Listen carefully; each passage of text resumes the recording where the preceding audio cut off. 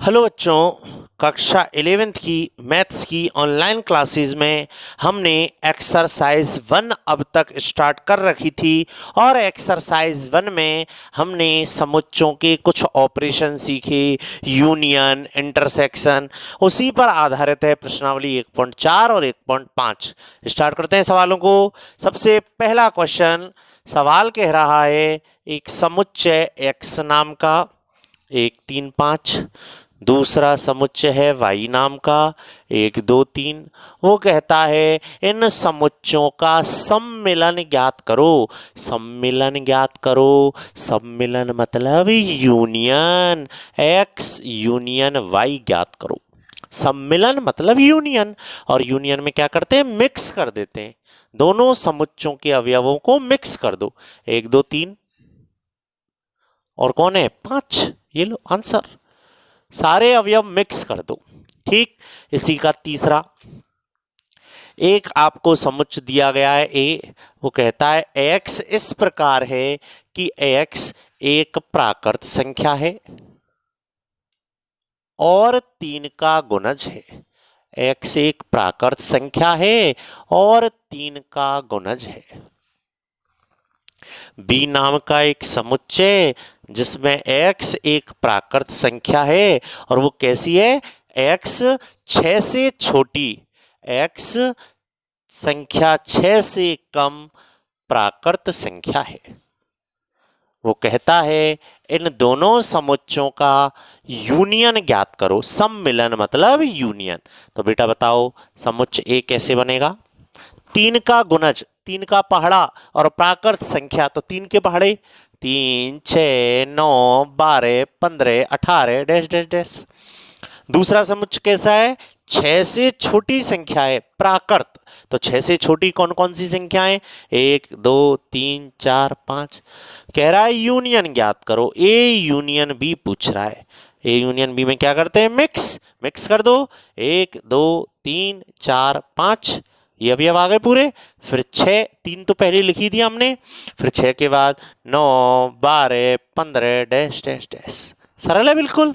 इसी का चौथा सवाल कह रहा है, इसी का चौथा सवाल कह रहा है x एक प्राकृत संख्या है और कैसी प्राकृत संख्या है, वो कैसी प्राकृत संख्या है x एक प्राकृत संख्या है और 1 से बड़ी है और 6 से छोटी या 6 के बराबर है।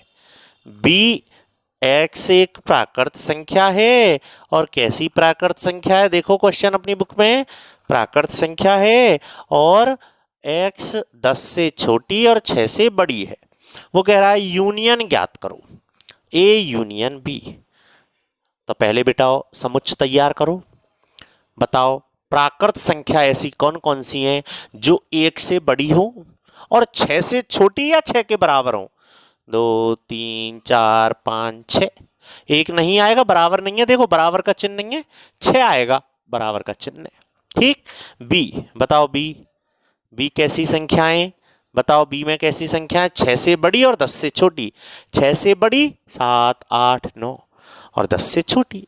मिक्स कर दो मिक्स, यूनियन मिक्स। 2 3 4 5 6 7 8 और 9। बिल्कुल क्लियर, आगे बढ़े। इसी का पांचवा, वो कहता है ए नाम का समुच्चय 1 2 3, बी नाम का समुच्चय फाई, ए यूनियन बी निकालो। बेटाओ ए यूनियन बी, फाई का मतलब आप जानते हैं कच्छु ही नहीं, फाई मतलब खाली, कच्छु ही नहीं। तो ए को मिक्स करना है, किसमें, फाई में। ए को मिक्स करना है, ए में मिक्स करना है। क्या मिक्स करना है ए में, फाई, फाई मतलब कच्छु ही नहीं। तो ए में मिक्स करूंगा कुछ भी नहीं, मतलब कुछ मिक्स नहीं करूंगा तो ए ही तो रहेगा। तो A union B, A union B, B मतलब फाई। और ए में मिक्स कर रहा हूं कुछ भी नहीं, क्या मिक्स कर रहा हूं, कच्छु ही नहीं, तो ए ही तो आएगा। दिमाग लगाओ, डायरेक्ट लिख सकते हैं इसको, तो बिना अवयवों के लिख सकते हैं। ए में यदि मैं मिक्स करूंगा, क्या मिक्स करूंगा, फाई, फाई मतलब कच्छु ही नहीं। तो जब कुछ मिक्स ही नहीं करूंगा तो ए ही तो रहेगा। तो क्वेश्चन नंबर 1 कंप्लीट हुआ हमारा 1.4 का। आगे बढ़े, आगे बढ़ते हैं बच्चों। क्वेश्चन नंबर 2, क्वेश्चन नंबर 2 में आपको समुच्च ए दे रखा है, समुच्च बी दे रखा है। वो पूछ रहा है क्या क्या ए बी का उपसमुच्च है। हम जानते हैं किसका चिन्ह है, उपसमुच्च का। क्या ए बी का उपसमुच्च है? तो बताओ ए बी का उपसमुच्च कब कहलाता है? ए बी का उपसमुच्च कहलाता है।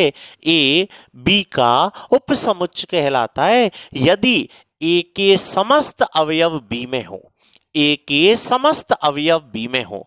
तो आप देख सकते हैं यहां ए के समस्त अवयव बी में मौजूद हैं। देखो A B B A B C. बताओ क्या ए बी का उपसमुच्च है? हमने देखा स्पष्टतः ए बी का उपसमुच्च है। क्यों? क्योंकि समुच्च ए का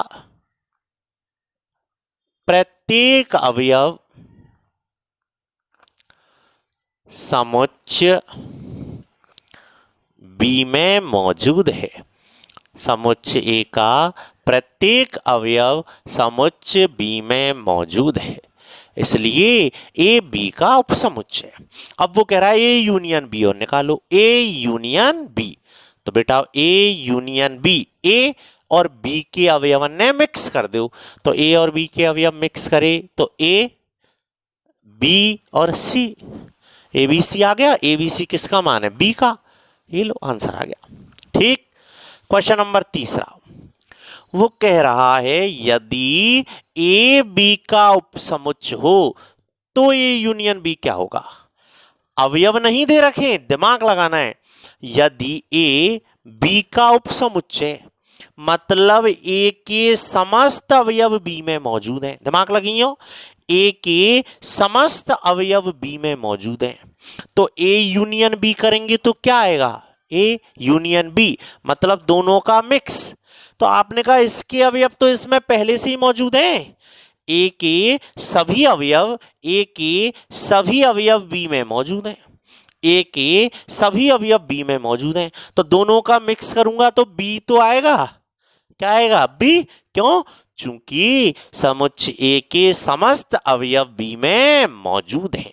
बताओ कोई दिक्कत? बिल्कुल सरल है, आगे बढ़े। ठीक है बच्चों, आगे बढ़े। क्वेश्चन नंबर चौथा, पांचवा सवाल आप करना, सरल है, हो जाएगा। ओके, क्वेश्चन नंबर 6 करते हैं। क्वेश्चन नंबर 6 में समुच्च दिया है ए बी सी डी। समुच्च ए दिया गया है, समुच्च बी दिया गया है, समुच्च सी दिया गया है और समुच्च डी दिया गया है। सवाल इतनी सारी चीजें पूछ रहा है। करें स्टार्ट। बहुत ध्यान से आप समझें। आपको बच्चे कुछ क्वेश्चंस मैं होमवर्क में दूंगा, नहीं होते हैं तो मैं अगली वीडियो में समझा दूंगा। ओके बच्चों, देखो ए इंटरसेक्शन बी। बताओ इंटरसेक्शन मतलब कॉमन, इंटरसेक्शन मतलब कॉमन। तो ए और बी में ले लो कॉमन। बताओ ए और बी में क्या कॉमन आ रहा है? बताओ मेरे अर्जुनों, बताओ ए और बी में क्या कॉमन है?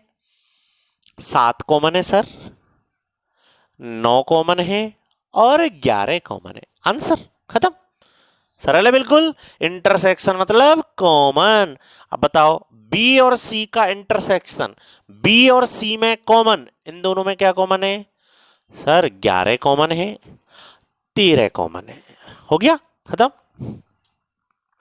अगला तीसरा, A intersection C intersection D. मतलब इंटरसेक्शन मतलब कॉमन, मतलब ए सी और डी में क्या कॉमन है? ए सी और डी। बताओ क्या कॉमन है? सर ए सी और डी। अरे सर ए सी डी ऐसा कोई अवयव ही नहीं है जो तीनों में कॉमन है। ए सी डी, ए सी डी तीनों में कॉमन चाहिए, तीनों में कॉमन नहीं है। देखो इसमें 15 है तो इसमें 15 है, इसमें नहीं है। मतलब ए सी डी में कच्छु ही कॉमन नहीं है, कुछ भी कॉमन नहीं है, खाली रह गया मेरा समुच्च, खाली। और खाली समुच्च को हम क्या कहते हैं? फाई। क्या कहते हैं? फाई। ठीक है, आया समझ में? अगला ए इंटरसेक्शन सी, ए इंटरसेक्शन सी, समझे, ए इंटरसेक्शन सी, ए इंटरसेक्शन सी। ए और सी में क्या कॉमन है बताओ, ए और सी में क्या कॉमन है सर, 11 कॉमन है, 11 आ गया। बी इंटरसेक्शन डी, बी और डी में क्या कॉमन है सर, बी और डी में कुछ भी कॉमन नहीं है, मतलब बी इंटरसेक्शन डी कैसा रह गया, खाली, और खाली समुच्चय को ही कहते हैं हम फाई। ठीक, अब देखो बेटाओ, यदि ऐसे कोष्ठक आ जाएं दिए गए सवाल में कोष्ठक, तो पहले कोष्ठकों को हल करें। तो ए का मान अपने पास है, ये रहा ए, लिख देता हूं मैं यहाँ 3 5 7 9 11। इससे ए से कोई मतलब नहीं है, आप चाहे तो ए को ए लिख दो यहाँ, ए इंटरसेक्शन, पहले कोष्ठक हल होगा, और कोष्ठक में क्या है, बी यूनियन सी, तो पहले बी और सी का यूनियन करो, बी और सी का यूनियन मतलब मिक्स करो, करो मिक्स, बी और सी को पहले मिक्स करो, मिक्स करो, 7 9 11 13 और 15 हो गया बी और सी का मिक्स, 7 9 11 13, 7 9 11 13 और 15। अब क्या करना है, कोष्ठक आ जाए, पहले कोष्ठक हल होता है मैथ्स में, हम जानते हैं। अब ए और ये बड़ा सा समुच्चय, इन दोनों में कॉमन लेना, इंटरसेक्शन मतलब कॉमन, ए और इस समुच्चय में कॉमन, तो ये तो ये रहा 3 5 7 9 11, और ए पीछे वाला समुच्चय ये रहा। तो इन दोनों समुच्चयों में क्या कॉमन है बताओ, क्या कॉमन है, 7 कॉमन है, 9 कॉमन है, 11 कॉमन है, 7 9 और 11 आंसर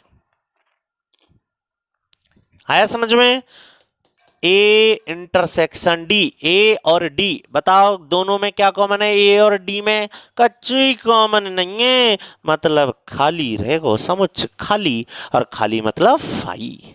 अरे बिल्कुल समझ में, ठीक, आओ उधर आओ सर, कोष्ठक आ गए, पहले कोष्ठक A intersection B union D, तो बी और डी को मिक्स कर दो, बी और डी को मिक्स करो, 7 9 11 13 15 17, 7 9 11 13 15 17, पहले मिक्स, बी और डी को पहले हमने किया मिक्स, 7 9 11 13 15 17। अब ए का और इस समुच्चय का इंटरसेक्शन लेना है, ए ये रहा और वो पीछे वाला समुच्चय, उन दोनों में क्या कॉमन है बताओ, 7 कॉमन है, 9 कॉमन है और 11 कॉमन है, 7 कॉमन 9 कॉमन और 11 कॉमन। बोलो बच्चों कोई दिक्कत, बिल्कुल सरल है, आ रहा है समझ में, आगे बढ़ो। ए इंटरसेक्शन बी, तो पहले ए और बी में कॉमन लो, बताओ क्या कॉमन है, 7 9 11, ये कोष्ठक हल हुआ पहले, 7 9 11 इंटरसेक्शन, पीछे वाला कोष्ठक बी और सी का मिक्स करो, बी और सी का मिक्स, 7 9 11 13 15, 11 13 और 15। अब इंटरसेक्शन करना है, इंटरसेक्शन मतलब कॉमन, बताओ इन दोनों में क्या कॉमन है, 7 9 और 11।